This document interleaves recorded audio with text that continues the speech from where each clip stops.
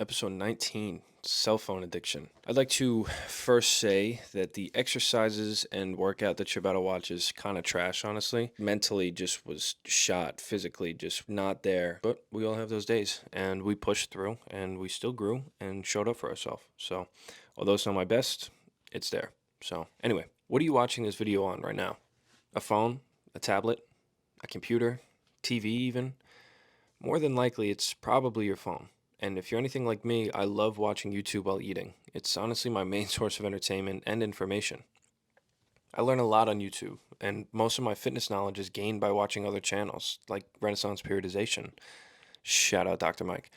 But it isn't only fitness advice. I learned so much on YouTube University in general. It acts as a supplement to my schooling, and always offers a different perspective that I can learn from. But YouTube isn't the only social media I use. I'm also on Instagram, TikTok, and Snapchat. Instagram's awesome to keep up with friends and see updates of their life, especially if they don't live close by.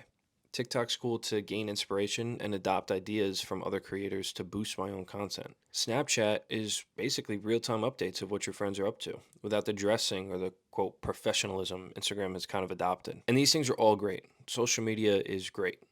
All of these apps in your face all the time are great. All this content being shoved down your throat is awesome. All of this mindless, brainless, numbing content that we consume on a daily basis is great, right? Don't get me wrong. I think social media can be awesome. A lot of people can have a lot to gain by consuming the right content and in moderation. I literally make content, so it'd be kind of hypocritical to make that content and then say it's all bad in the same breath. And I'm not here to sit on some pedestal and say, ah, ha, ha, you're a mindless consumer, you beta. I can't believe you scroll on your highly stimulating, addicting, bright screen device. Nah, man, I'm susceptible to the same issues as well. There's times where I fall into the trap of just scrolling and scrolling and scrolling, wasting my time with each flick of my thumb. And during the new year, I took a break from social media for about 7 months. It was awesome. All I could do was call and text. When I decided to start making content, I obviously had to re-download these apps to be able to actually post. And that's where the battle came to consume in moderation. When these apps aren't in your face, it's easier not to use them. It's just like alcohol or nicotine. If it's not there, it's easier to just not drink or smoke. But if the temptation's in your face, it takes a lot more to actively restrain yourself. And this is a balance that I'm currently trying to achieve with my phone. While my scrolling and consumption of content isn't nearly as bad as it was before my social media detox, I can still improve, and I intend to reduce my consumption drastically. And I'd bet that most of you can probably improve in this aspect of your life as well. It's also incredibly important that you're aware of your own use and abuse of social media apps because of one plain fact. Just like any other substance that produces physical or psychological dependencies when abused, it's an addiction. Yes, an addiction. And we are all susceptible to it, no matter what your age is.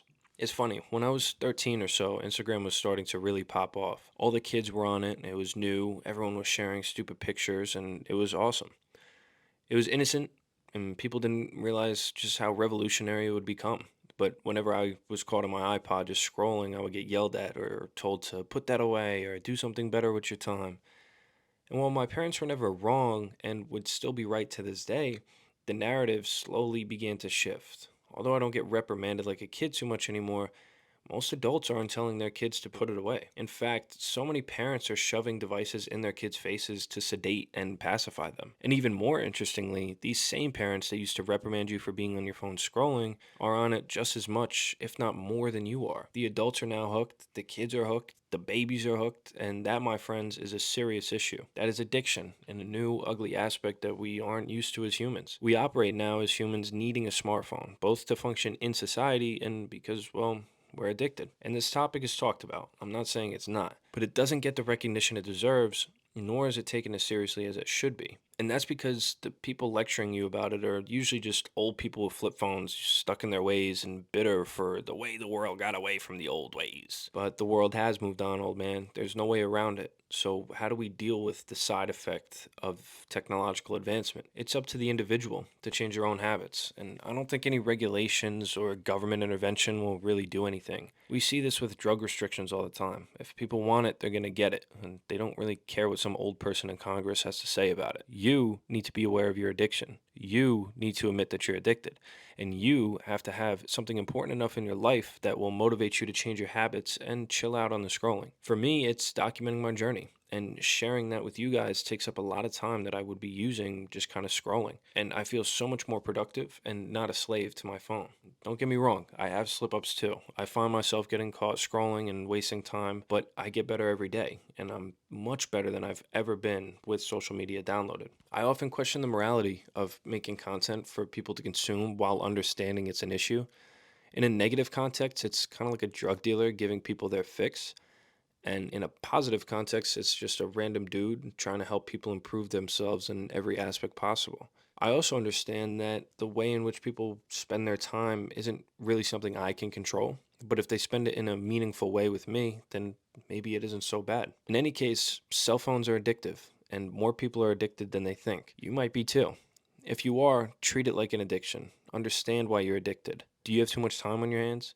Do you feel the need to know what everyone else is doing? Are you addicted to the small dopamine spikes every time you see something funny? Transition your mind to appreciate delayed gratification over the small dopamine hits. Do something more valuable with your time, rather than watching Reels, TikToks, or YouTube for hours on end. You'll not only feel healthier, but you'll be much more productive and find that you have a lot more time than you think. Take ownership of your faults and conquer your addiction. So yeah, that's all I got for today. If you like this video, definitely go check out some of my others. I'm going to link it right there. And if you want to subscribe, I'd appreciate that too. And I'm going to link that right there.